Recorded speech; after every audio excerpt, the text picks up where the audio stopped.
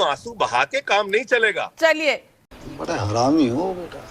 सुधांशु जी, आप पर आरोप है कि कल की चिट्ठी जो बीजेपी जिस पर ट्वीट कर रही थी, जो हमने दिखाया वो गलत थी, आज की चिट्ठी सही है और बाकी घड़ियाली आंसुओं की कहानी है।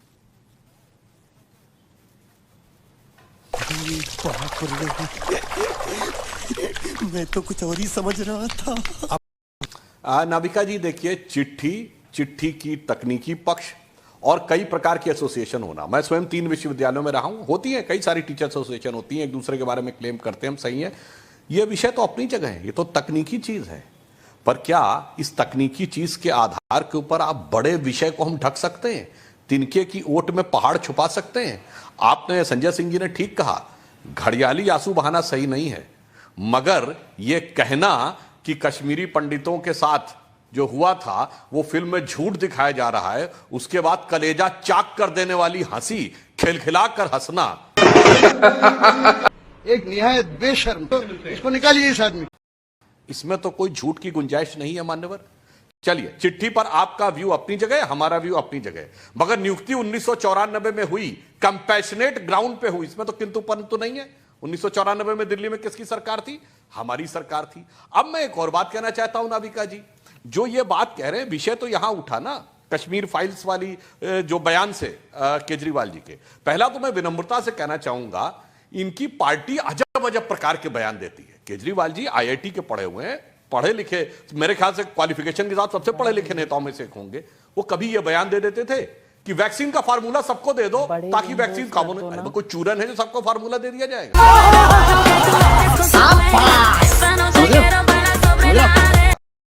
यूट्यूब पे जारी कर दो, सरकार के हाथ में यूट्यूब दे देगी किसी को करना। इनके उप मुख्यमंत्री का ऐलानिया बयान है मई 2021 में कि बच्चों की वैक्सीन विदेश भेज दी, जबकि बच्चों की कोई वैक्सीन दुनिया में नहीं बनी थी उस समय।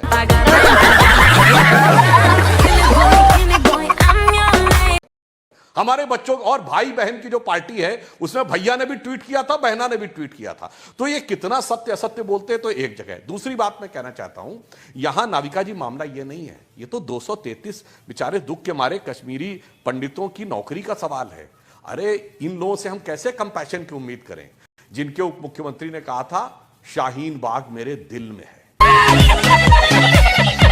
यही नहीं, अभी और सुनिए, जिनके अमानतुल्लाह खान का बयान क्या जबरदस्त दिखाई पड़ा था, जिनके ताहिर हुसैन के ऊपर पूरा जखीरा दिखाई पड़ा था। इस प्रकार के लोग जो बात बोलते हैं, तो जिनके दिल में यह है, अरे पूरे कश्मीरी पंडित पूरे दिल्ली में उतने नहीं होंगे जितना अकेला इनका शाहीन बाग में वोट है। तो आप कैसे इस बात की उम्मीद कर सकते हैं कि वो लोग जिनके दिल में और पैसा देने के लिए, टैक्स फ्री करने के लिए पैसा नहीं है, इमामों को 18,000 रुपया महीना देना, और इतना ही नहीं, जब वो लाउड स्पीकर पे बोलते हैं तो उनके असिस्टेंट को 10,000 रुपया महीना देना। शाबाश बेटा। और अभी तो रुको, क्लाइमैक्स अभी बात, उसके लिए पैसा है। मैं विज्ञापन के पैसे की बात नहीं कर रहा हूं, विज्ञापन आप खर्च करिए, हर सरकार का अधिकार है, सब करते हैं, मगर इमामों को 18,000, सहायकों को 10,000 देने में कोई समस्या नहीं है, मगर टैक्स फ्री करने पे ये कहते हैं आपका अधिकार है, मत करिए। मगर जिस ढंग से आपने कहा कि झूठा है, वो कलेजे को चीर देने वाला, क्योंकि वो लोग जीवित हैं, वो हैं चूंकि आपके दिल में शाहीन बाग है, और इस कारण से आपके मन में ये बात आती है। अमानतुल्लाह खां, ताहिर हुसैन, इन सबका पूरा का पूरा चरित्र आपको नजर आता है। इसलिए हम ये बात कहना चाहते हैं कि आप, और गाली की बात, ये सम्मानित सदस्य है राज्यसभा के, गाली तो संजय जी वो होती थी, सारी संसद चोर है, सारी विधानसभा चोर है। अब मैं क्या कहूं?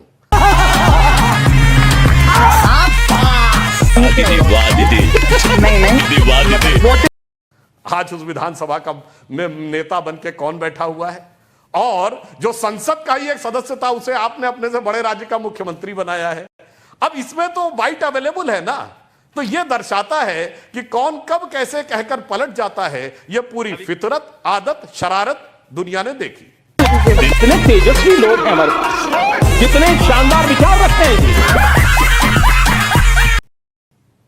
नाविका जी, संजय सिंह जी, सवाल ये है कि फिल्म को झूठा किसने कहा और कौन हंसा था?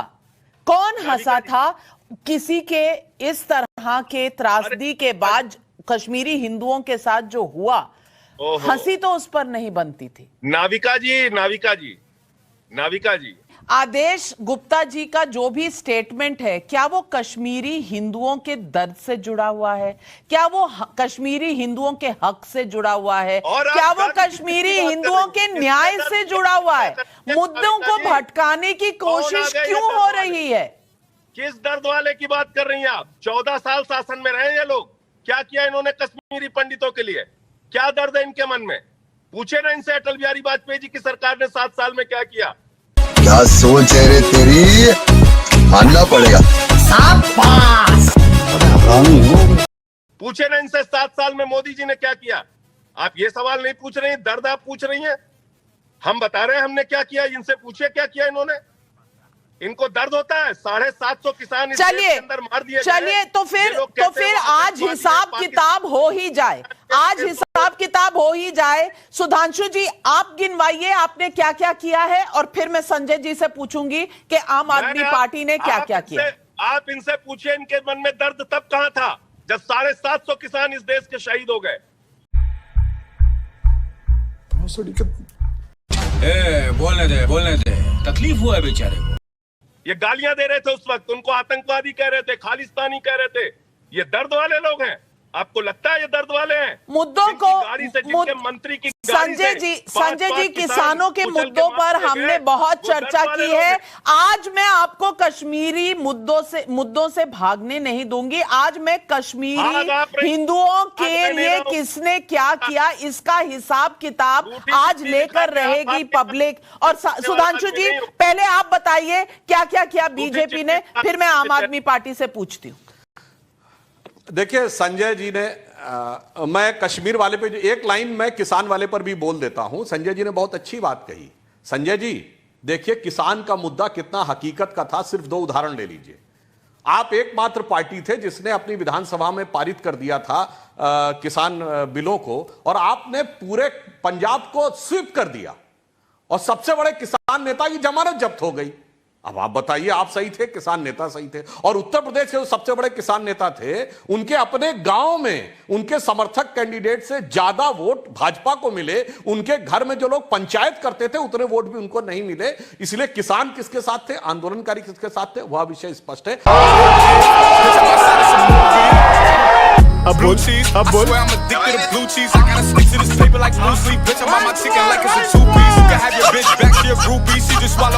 गजब बेइज्जती है। अब आते हैं कश्मीर के मुद्दे पे। इन्होंने बड़ा वाजिब सवाल किया है तो मैं गंभीरता से उसका जवाब देता हूं। हमारे लिए कश्मीर का क्या महत्व था? 2014 में प्रधानमंत्री बनने के बाद पहली दिवाली प्रधानमंत्री श्री नरेंद्र मोदी जी ने घर में बैठ के नहीं मनाई थी।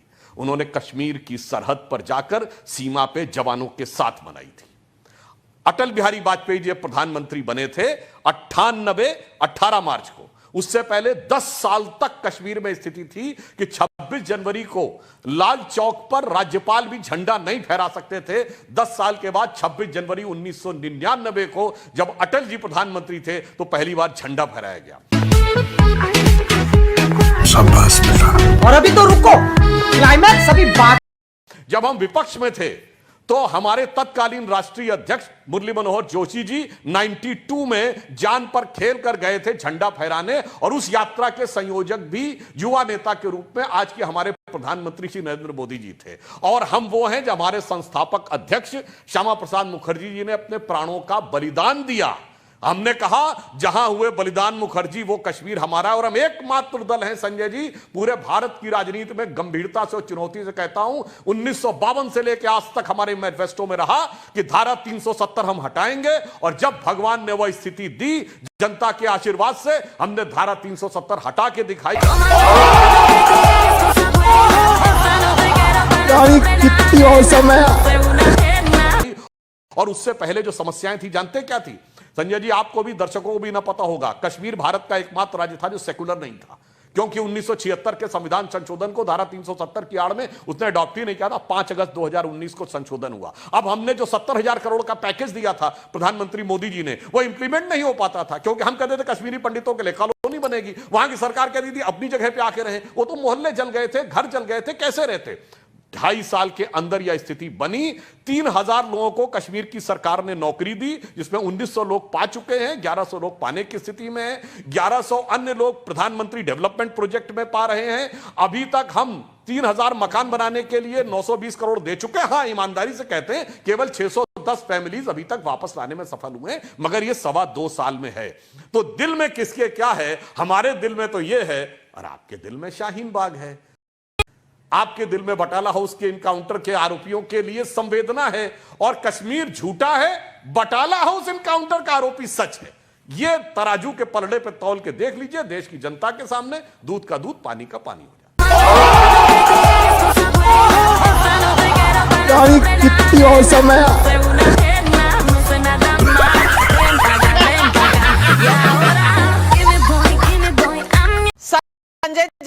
संजय जी, देखिए ना, आप कश्मीरी पंडितों के मुद्दे से भाग गए ना। ये आप कह रही थी भागने नहीं देंगे, आपके सामने भाग गए। इन्होंने खुद बताया कि 75,000 में से कुछ चंद हजार, 2-3 हजार लोगों को इन्होंने, अरे सुन तो लीजिए, आप तो खुद ही बता रहे हैं अभी आंकड़ा। 75,000 फैमिलीज वहां से आई, जिसको आज तक आप 14 वर्ष आपकी सत्ता हो गई, आप कुछ नहीं कर पाए। 32 साल पूरे उनको वहां से निकले हुए हो गया, आप लोग कुछ नहीं कर पाए। आप बता रहे हैं ना इस बात को। एक बात। दूसरी बात, शाहीन बाग आपको याद आ गया, बटाला हाउस याद आ गया, श्यामा प्रसाद मुखर्जी याद आ गए। आपको, आप भूल गए? अफजल गुरु भूल जाते हैं आप लोग? अफजल गुरु को शहीद कौन मानता था? पीडीपी, महबूबा मुफ्ती। उसके साथ उप मुख्यमंत्री बनने के लिए, मंत्री बनने के लिए, सत्ता की मलाई लूटने के लिए सरकार किसने बनाई? श्यामा प्रसाद मुखर्जी के बलिदान को अपमानित करने वाली भारतीय जनता पार्टी ने। संजय जी, ये बोलिए ना आप। संजय जी, मैं एक सवाल पूछूं। देखिए नाविका जी, वो बोलते हैं तो आप चुप रहती हैं, मैं बोलता हूं तो आप बोलने नहीं, आप आरोप लगाते रहिए, चाहे तो आरोप वो भी तो लगा रहे थे। नहीं, आरोप लगाइए, वो भी लगाए मुझ पर आरोप। मैं सिर्फ सवाल पूछ रही हूँ।